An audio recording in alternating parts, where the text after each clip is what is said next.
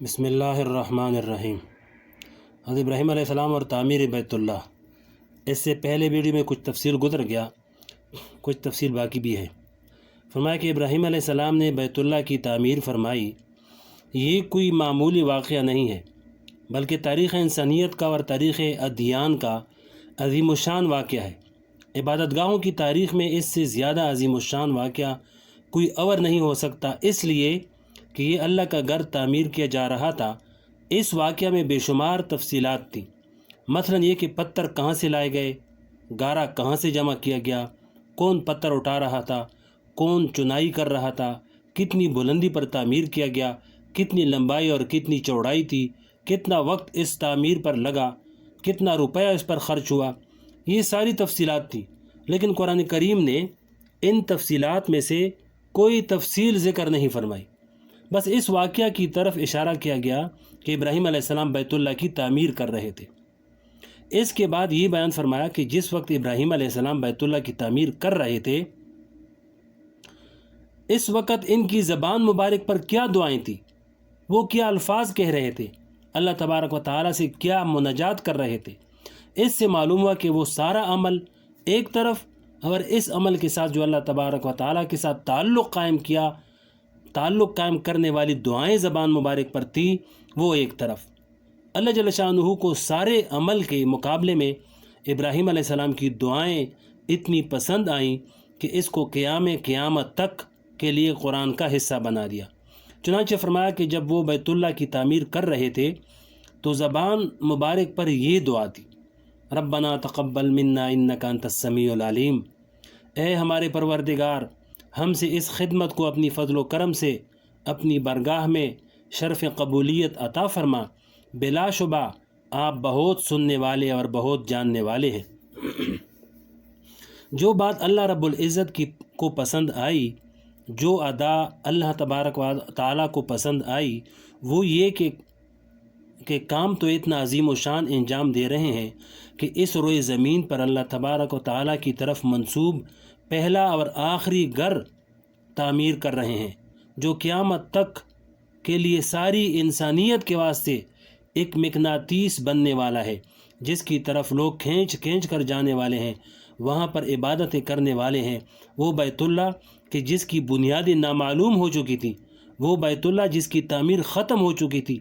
اس کو حضرت ابراہیم علیہ السلام اٹھا رہے تھے، لیکن زبان اور دل پر کوئی فخر نہیں، کوئی ناز نہیں، کوئی غرور بھی نہیں کہ میں اتنا بڑا کام انجام دے رہا ہوں، اور اس کام کو انجام دیتے وقت سینہ تنا ہوا نہیں ہے، گردن اکڑی ہوئی نہیں ہے، اور کسی قسم کے فخر اور تکبر کے جذبات نہیں، بلکہ دل میں یہ جذبات ہیں کہ یا اللہ میری خدمت اور یہ میرا عمل اس لائق تو نہیں ہے کہ آپ کی بارگاہ میں شرف قبول حاصل کرے، لیکن اے اللہ آپ اپنے فضل و کرم اور اپنی رحمت سے اسے قبول فرما لیجئے۔ اس دعا میں اشارہ اس بات کی طرف کر دیا کہ انسان اللہ کا بندہ ہے، وہ خواہ کتنا ہی بڑا کارنامہ انجام دے رہا ہو، کتنی بڑی خدمت انجام دے رہا ہو، لیکن اس کے دل میں کبھی یہ خیال پیدا نہیں ہونا چاہیے کہ میں کوئی بہت بڑا کارنامہ انجام دے رہا ہوں، یا یہ کہ میں اللہ کی دین کی کوئی بہت بڑی خدمت کر رہا ہوں۔ اس کے دل میں یہ جذبہ ہونا چاہیے کہ میرا عمل میری ذات کے لحاظ سے تو اس لائق نہیں کہ اس کی بارگاہ میں پیش کیا جائے، لیکن اللہ تبارک و تعالیٰ کے حضور التجا ہے کہ یا اللہ اس چھوٹے عمل کو اور اس ادھورے عمل کو اپنے فضل و کرم سے قبول فرما لے۔ حضرت ابراہیم علیہ السلام نے اس دعا سے یہ سبق سکھا دیا کہ دنیا کا دستور یہ ہے کہ بڑے بڑے کام جو شخص انجام دیتا ہے تو اس کا نفس اور اس کی نفسانی خواہشات اس کو فخر پر ابھارتی ہے اور دوسروں کے سامنے شیخی بگارنے کی طرف مائل کرتی ہے، لیکن اب انبیاء علیہ السلام نے اپنی سنت سے یہ طریقہ بتایا کہ اگر تم نے کوئی نیک کام کیا اور اس نیک کام سے تمہارے دل میں کوئی فخر اور تکبر پیدا ہو گیا تو وہ اس عمل کو ملیا میٹ کر ڈالے گا۔ اس کے بجائے جب تم کوئی عمل کرو تو یہ سوچو کہ مجھے تو اللہ کی بارگاہ میں جیسا عمل پیش کرنا چاہیے تھا ویسا عمل پیش نہیں کر سکا، اللہ تعالیٰ اپنے فضل و کرم سے میرا عمل ہی قبول فرما لے۔ فرمایا کہ حضور پاک صلی اللہ علیہ وسلم فتح مکہ کے موقع پر جب فاتحانہ شان سے مکہ میں داخل ہو رہے تھے، 21 سال کی محنت کا ثمرہ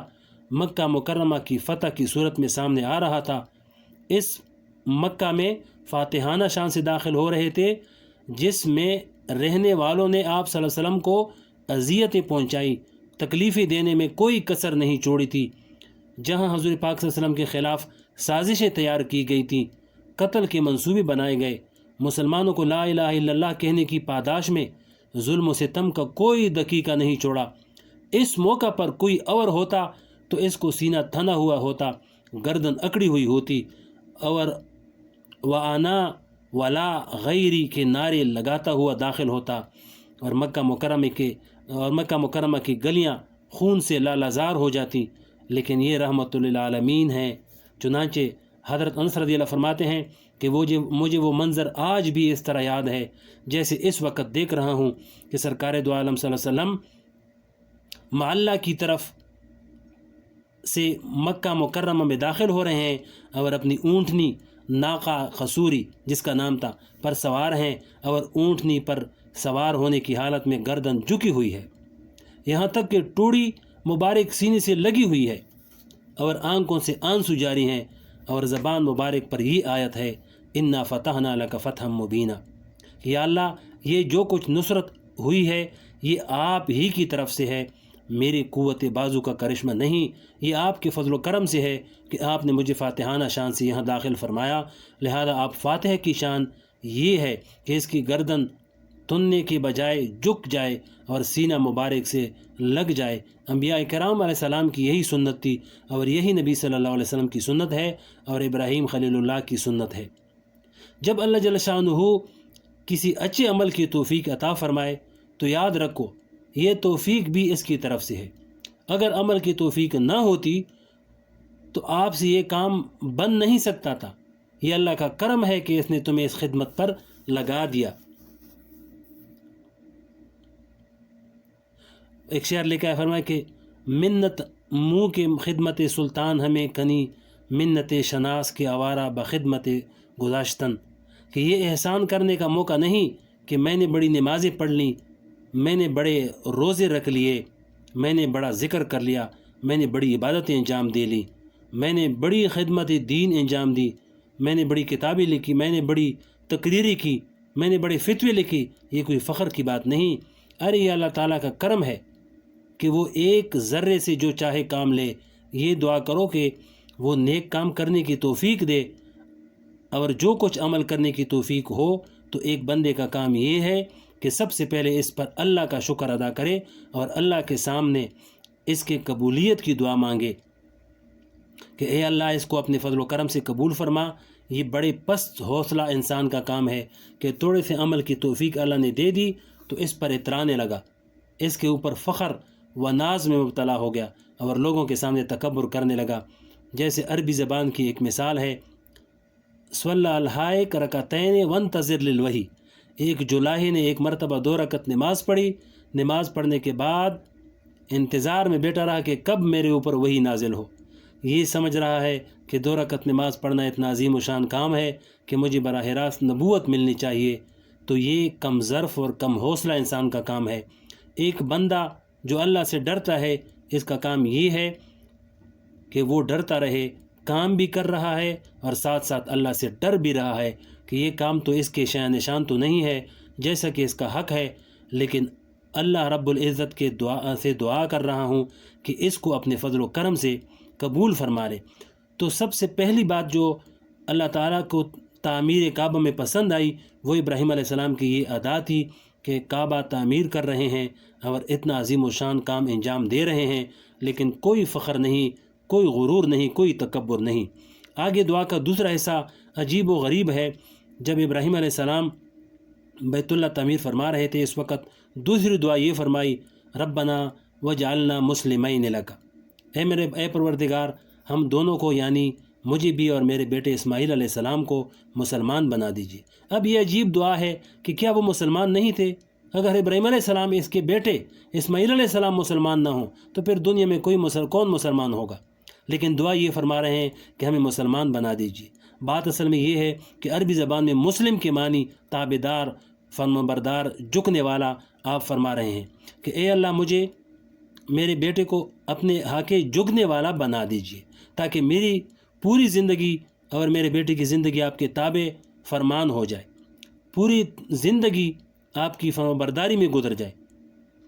کیونکہ ویسے تو آدمی جیسے ہی کلمہ پڑھتا ہے اشہد ان لا الہ الا اللہ و اشہد ان محمد الرسول اللہ، وہ مسلمان ہو جاتا ہے، چاہے 70 برس کا کافر کیوں نہ ہو۔ لیکن صرف کلمہ طیبہ پڑھ لینا مومن کا کام نہیں، بلکہ کلمہ طیبہ کے بعد پوری زندگی کو اللہ کے تابع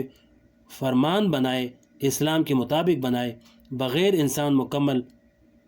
مسلمان نہیں بنتا۔ اس لیے قرآن کریم میں دوسری جگہ فرمایا یا ایھا الذین آمنوا ادخلوا فی السلم کافہ، اے ایمان والو اسلام میں پوری کی پوری داخل ہو جاؤ۔ یہاں خطاب کیا گیا ہے ایمان والوں کو جو پہلے سے ایمان والے ہیں، اسلام میں پوری کی پوری داخل ہو جاؤ۔ یہ ایمان والے اب کس میں داخل ہو جائیں؟ اشارہ اس بات کی طرف فرما دیا کہ ایمان لے آنا ایک عمل ہے، اور اس کے بعد اسلام میں داخل ہونا اور اسلام پر عمل کرنا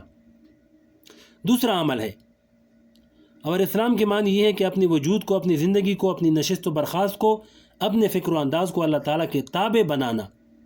جب تک یہ نہیں کرو گے اسلام میں پوری طرح داخل نہیں ہوں گے۔ تو ابراہیم علیہ السلام یہ دعا فرما رہے ہیں کہ اے میرے پروردگار، مجھے اور میرے بیٹے کو صحیح معنوں میں مسلمان بنائیے، یعنی اپنا تابع فرمان بنا دیجیے۔ آگے اور بھی تفصیل ہے، اگلے ویڈیو میں انشاءاللہ آپ کو سنائیں گے تعمیر مسجد کا مقصد۔